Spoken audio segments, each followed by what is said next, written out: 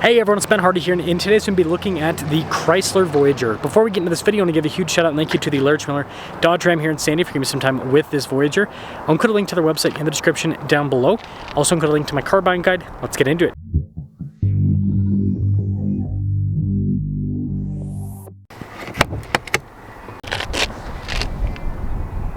Under the hood, we have a 3.6 liter V6 that goes through a 9-speed. Fuel economy is 19 around town. 28 on the highway, and this 3.6 liter V6 puts out 287 horsepower and then 262 pound-feet of torque. Now, before we move forward with this review, I do want to mention if you want to see more videos just like this, then I recommend you subscribe because I post content every single day. So taking a look at the hood, you guys can see not much happening there. You definitely have much more basic lights, halogen lights here with the Voyager, and then you can see with the Chrysler logo front and center, you've got the blacked out trim there at the bottom, and so yeah, looks like a minivan. Tire wheel setup is 235 by 65 by 17. You got silver with the coloration for the wheels. They actually painted the mirrors black, which is surprising. And then you got nice silver trimmer on the windows as well, body painted door handles. So for being like a more baseline affordable vehicle, it actually has some nice elements. Speaking of nice elements, look at the key fob features. So we've got lock and unlock, we've got the opening for the hatch, remote start, the opening for the sliding doors, as well as the Chrysler logo there on the back. So didn't expect automatic doors with this, but it has them. Now when it comes to the storage space here in the rear, you can see that it is pretty solid. I mean, we've got quite a bit of depth to it. It doesn't go super far back though. And then this has the Stone Go system. You can see everything's nicely labeled here. So you can fold the seats flat down so you can have a flat loading floor across the rear. It has a 12 volt here in the back as well. Now just like the headlights, the taillights are a little bit more baseline. You've got, again, the Chrysler badge there on the back. And, well, other than that, that's the rest of the rear. Well, power doors, right? It's always a nice feature to have. And see how easy this seat is to, yeah, pretty easy to get back up into place. Nice stitching here, perforated down the center. Thought it was going to be cloth, but nope. Legroom in the second row is good. We've got a little storage pocket here. We've got sunshades here for the rear passengers. And then we also have our own climate zone for the rear passengers, as well as vents up top. Now in the back of the third row, I still definitely fit more than easy enough. And then we've got nice perforations in the center of the seat, and then we've got vents up top. This leads us up front where we've got more soft touch down below with all the stitching. All of our window controls, front two are automatic. The mirrors have blind spot monitoring. And then again, the front seats have the same nice perforated trim. Power adjustable, cool. Get your light controls, and there's actually some, oh, that's plastic on the dash. I thought it was gonna be soft touch, but it looks soft touch, but it's not. And start it up. We've got our cruise controls here on the side, controls for the center stack there on the other side. Chrysler logo front and center, and then there's this kind of like synthetic material around the steering wheel. See how that holds up over time.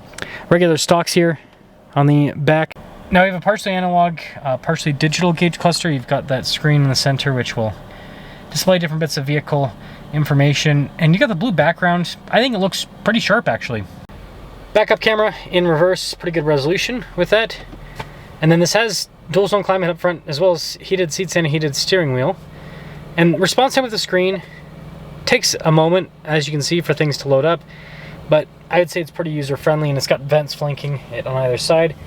And they do give you some physical buttons for stuff like the climate, the radio, your parking sensors, lane departure to turn that off and on. So it's nice that they have this kind of like physical stack. And then of course we got the dial shifter.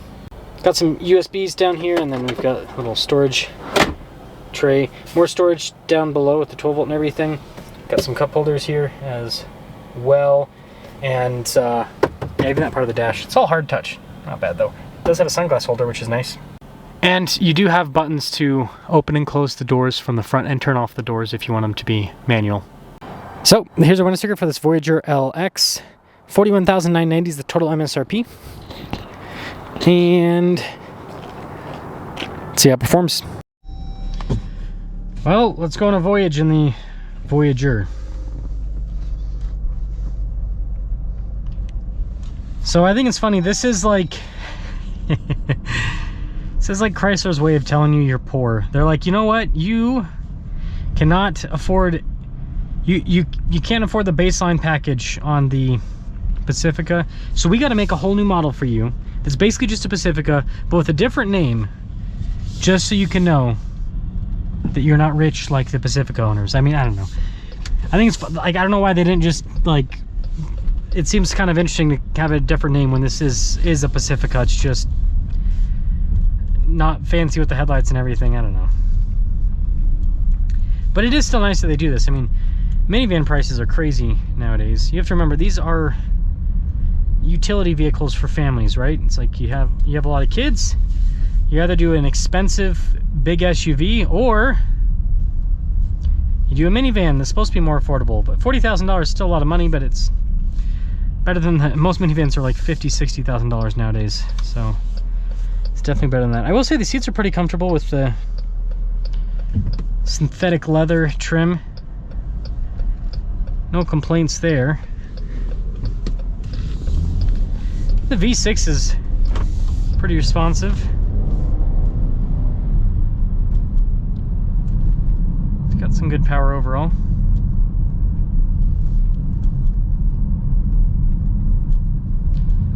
And I'd say ride quality is pretty good too.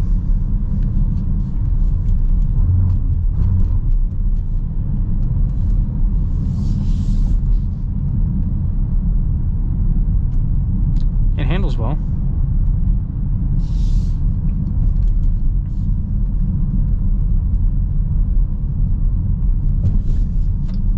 But most minivans do. And one of the things that helps out the comfort of these minivans is that they have longer... Sorry, my tripod. They have a longer wheelbase. So it helps out with the comfort. I like that little window they have there. That actually helps out a bit with the visibility. Be cool if we had those old school windows where you could open them on the side. Like not this, but the little windows. I think that'd be pretty cool. And